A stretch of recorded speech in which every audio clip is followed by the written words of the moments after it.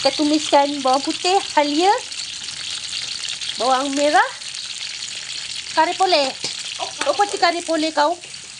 Ya, haiwan dia. Wow, besarnya mata. Buat kari kepala ikan jenah. Letak apa ni mak? Sebut apa ni? Sebut kari. Cap apa ni? Cap babas. Kita hanya pakai cap babas. Oh, masukkan santan. Sikit dulu. Kita masak sampai dia pecah minyak. Okay, kita masukkan ikan. Waduh!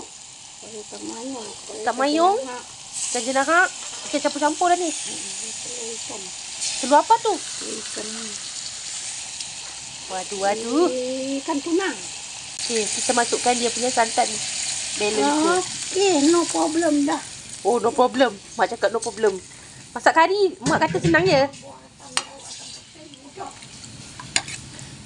Senang je. Pejam mata je mak ni kalau masak kari. Ikutlah awak nak bubur berapa pun. Tak adalah, kita bubur tomato saja. Tomato, bendi tertinggal. Tinggal kat mana? Tinggal kat kedai? Kedai. Bubur tomato. Aku nak beli apa nama? Beli apa? Beli tauge pun lupa.